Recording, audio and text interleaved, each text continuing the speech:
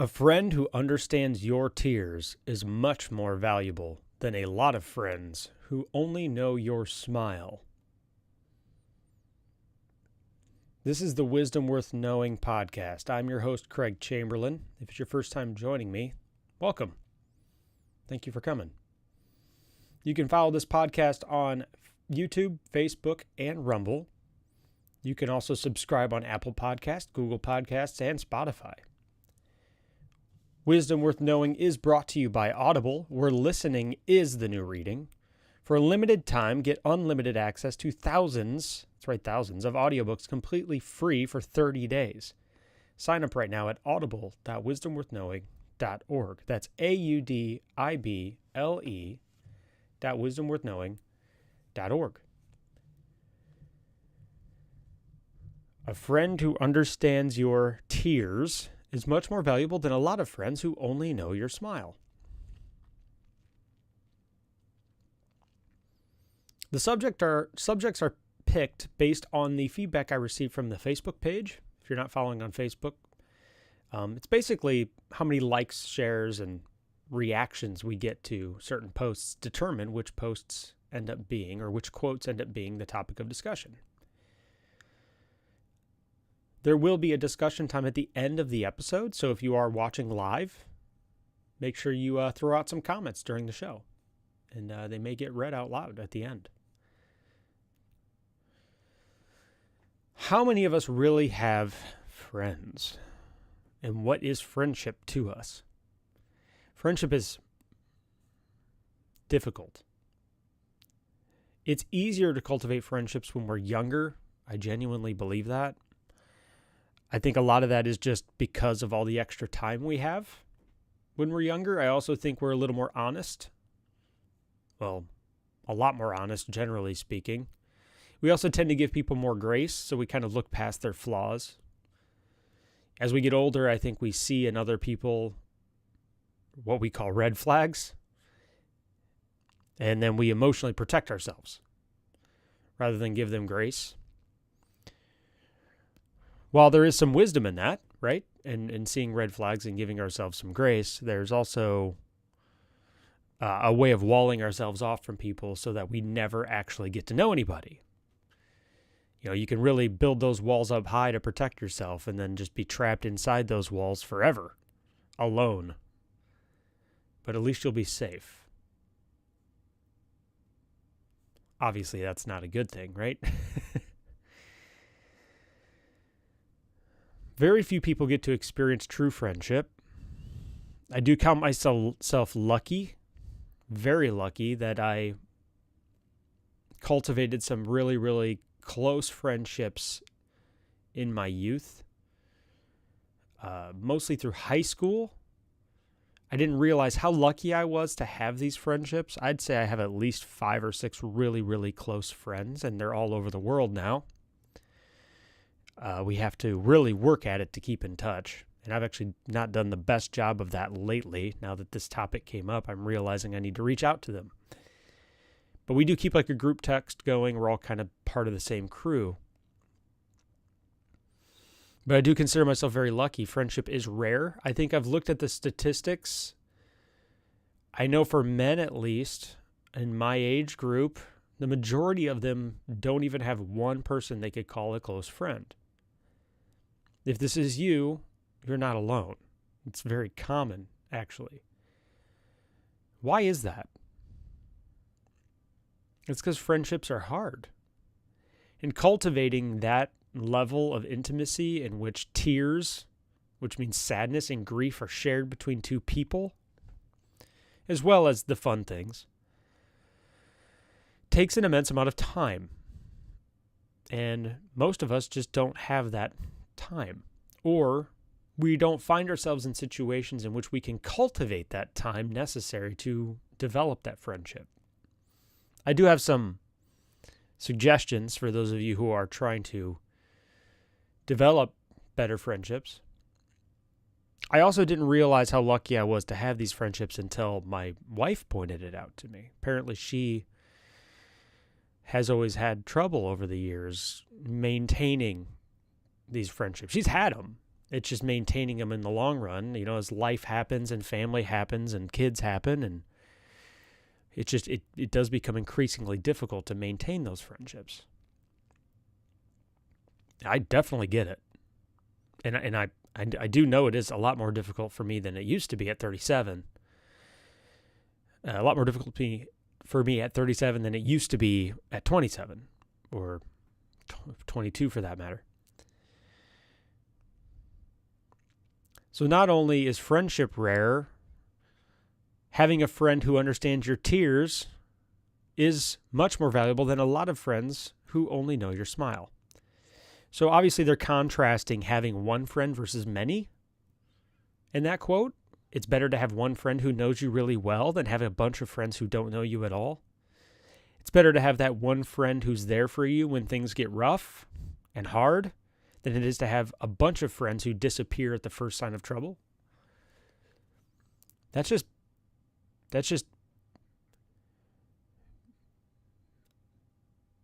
basic. I don't want to say, it's just fundamentally true. I just wanted to make sure I worded that correctly. It's fundamentally true that it is better to have one or two close friendships in which people will be there with you on the highs and lows of your life than it is to have a whole bunch of friends who really don't know you that well.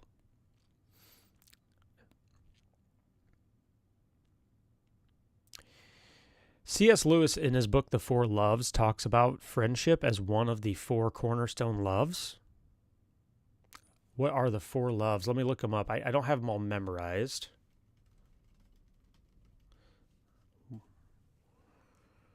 Let me make sure I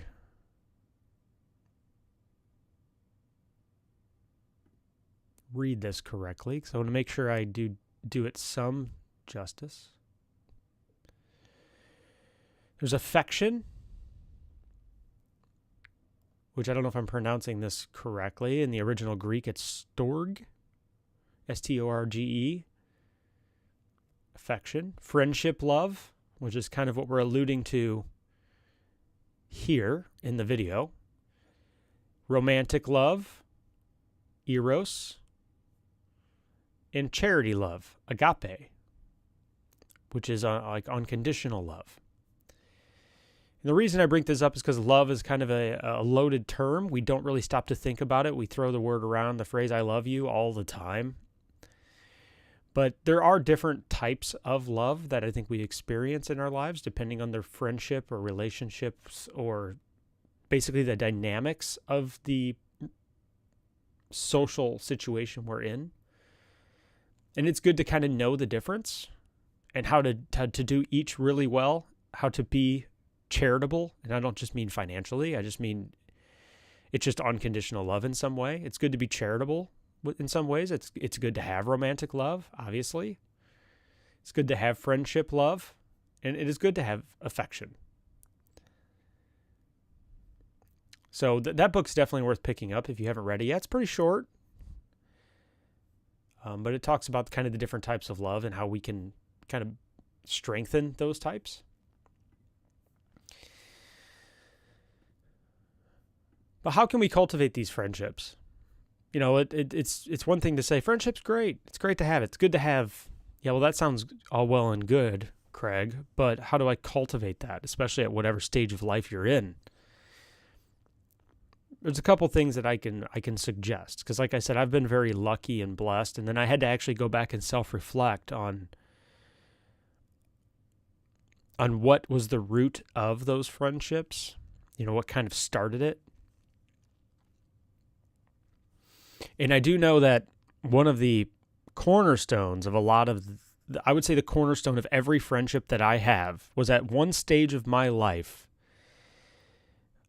I spent an immense amount of time with whatever friend I have. Now, I may not have that much time right now that I spend with them, but there was a season of my life in which me and that person spent an immense amount of time together. And that could be, in our case, in most of our cases, it was playing video games. And we just spent an immense amount of time playing games together. And we played those social games, the MMOs, the World of Warcraft game. And we were old school friends, so we spent an immense amount of time at school. And what I didn't realize was happening was that I was very choosy in the people I hung out with. And I don't know if this was on purpose. This is just how I was. I generally wasn't a super social person. I didn't have social anxiety. I wasn't super interested in having a bunch of friends. I don't really know where that stems from. I was mostly interested at the time of just finding people who were, I don't know, I was just comfortable being myself around. And so what ended up happening was I ended up sitting at the same table with that group and just spending an immense amount of time with them. But what I didn't realize was happening was that we were actually emotionally investing in each other, or doing what's called what I like to call emotional deposits. And that, the soil for that was, and the watering of that, the fertilizer, so to speak, was time. I find it hard to believe that we can cultivate or even maintain a friendship without spending a sufficient amount of time with other people. It doesn't really matter what we're doing. It does help if you're doing something that you both enjoy, but it's more important to actually just spend an immense amount of time with people so that it creates opportunities for that connection.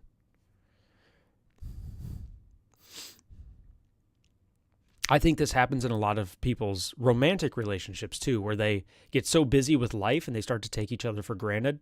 I've been through a season of this in my marriage. I still go through this from time to time. But if it's real easy to just neglect each other and not spend any time together, especially if you have kids, and then you start to kind of grow apart, you start to drift. But I think that the time, it's an absolute necessity in cultivating that. Because as you spend more time together, more opportunities for the tears part, the sadness part, or the funny part, or the jokes, the inside jokes kind of stem from that. And you kind of start to become you kind of start to write your own kind of story together, in which there is a backstory there. And then that backstory becomes kind of the foundation of the relationship or the friendship.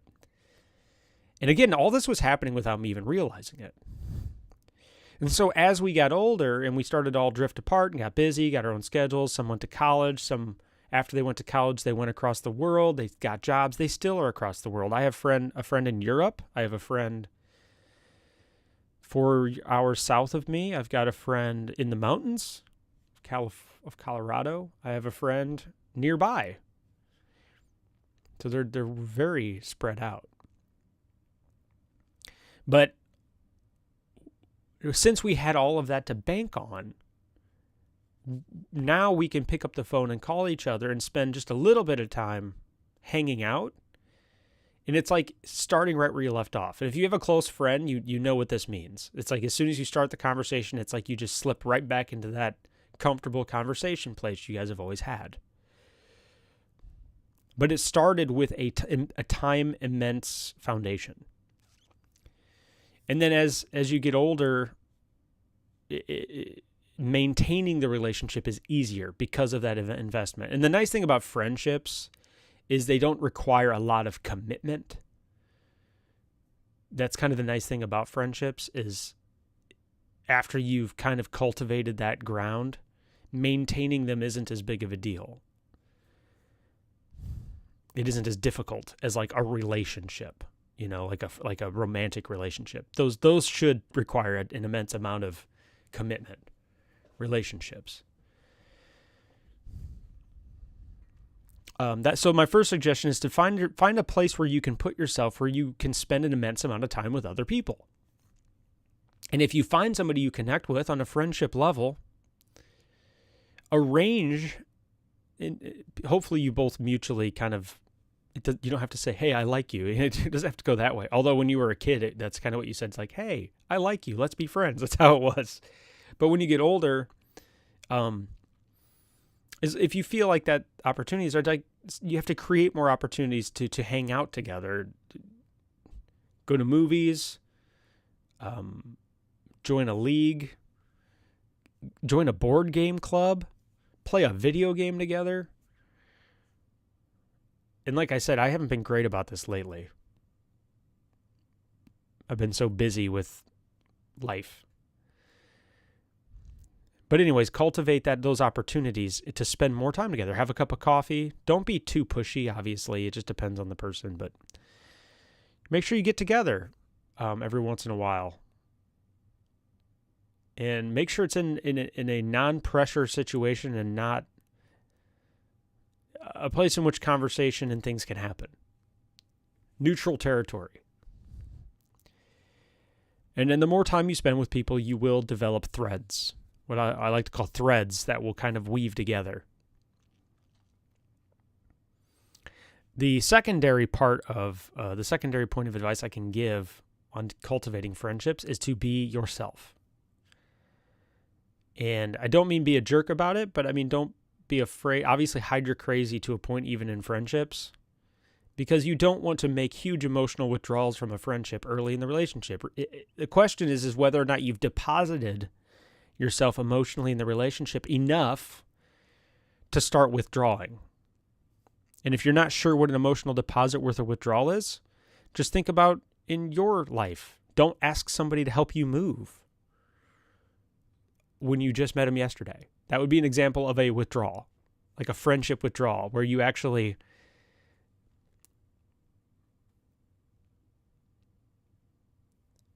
start to make personal work requests or personal requests that require a tremendous amount of effort in a brand new person you met. Make sure you've deposited into the relationship enough to make a withdrawal.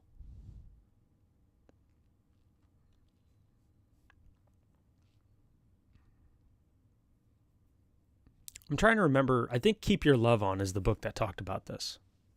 Emotional withdrawals and deposits. I can't remember. Actually, it might have been a child book when I was raising kids. Emotional deposits. I can't remember the name of the book. That's going to drive me crazy. Making deposits in your child's emotional bank. I think it might have been the Boundaries for Kid book. But it's not restricted to just that. It looks like there's a bunch of, I just Googled emotional deposits. It's a pretty common analogy. It looks like there's a lot of examples here.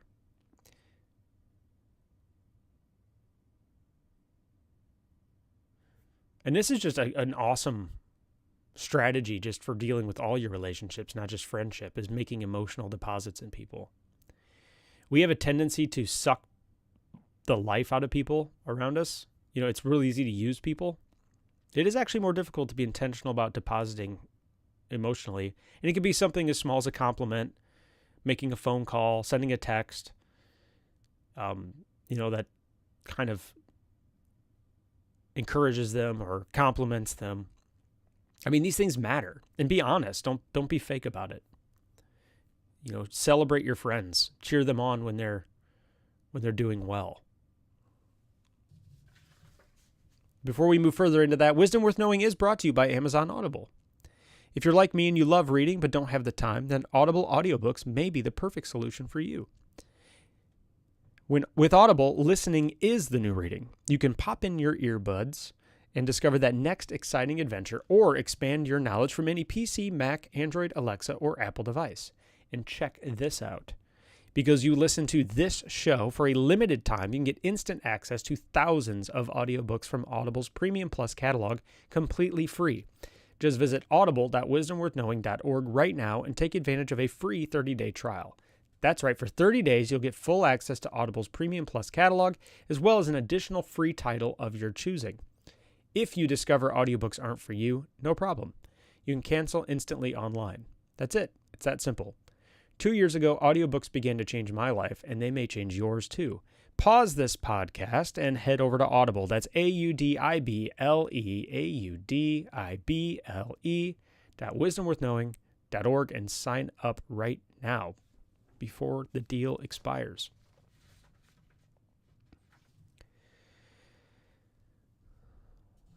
So make sure you're putting yourself in environments where you're going to be around people, places, and things that have a higher level of potential for cultivating friendships. And this is a lot harder to do when you're an adult. And then once you have seen those opportunities, create more opportunities with the specific people you engage with or find connection with to spend more time with them. And then while you're spending more time with them, make sure you are depositing in that relationship emotionally in some way. It's good to read a book called The 5 Love Languages. That's also a great book to read because you can learn how to emotionally deposit into people better to help cultivate and enrich those relationships. You know, everybody kind of has a different love language. It could be words of affirmation. It could be gifts.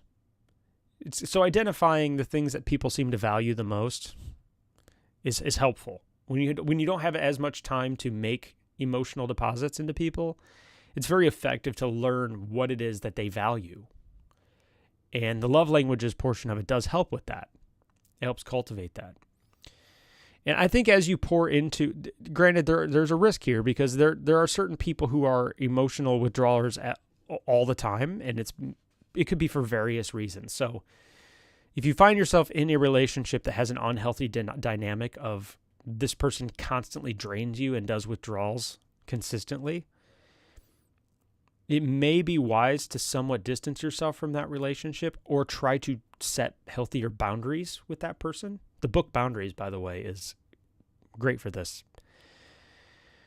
But that way you have something to pour into people. Because if somebody is draining you dry, it's very difficult to pour into other people and develop new relationships. It's very difficult to make emotional deposits when you have nothing to deposit. So finding that balance is extremely important, I think.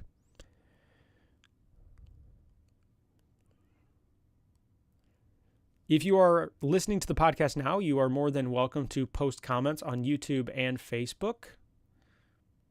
They are monitored during the chat. If any comments come up in the next few minutes, we will discuss them on the show. But the quote here,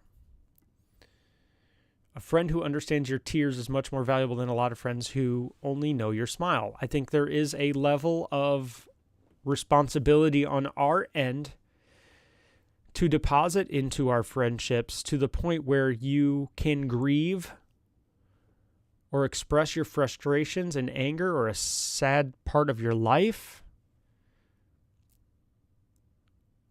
to withdraw from a friend. We have a tendency to want other people to be there for us when we've never been there for them. So I guess a good question to ask yourself this morning is, have you been a good friend for others or for the people you consider your friends? Have you been there?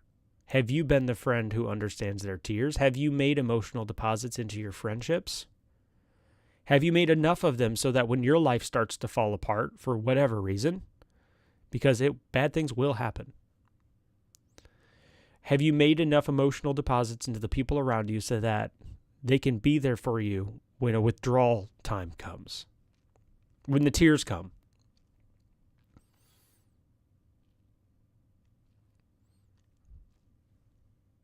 To a point, that's on us. And unfortunately, when you listen to my show, I am going to bring up things like that. That relationships are not one way, and they should never be perceived as one way. That includes friendships, romantic relationships, whatever it might be. This is the Wisdom Worth Knowing podcast. I'm your host, Craig Chamberlain. Thank you for stopping by today. If you haven't subscribed, make sure you check out us on Facebook, YouTube, and Rumble. All of your likes, shares, and subscriptions help the show grow. It helps the search results kind of recommend us. So make sure you do that before you leave today. Also, make sure you subscribe on Apple Podcasts, Google Podcasts, and Spotify.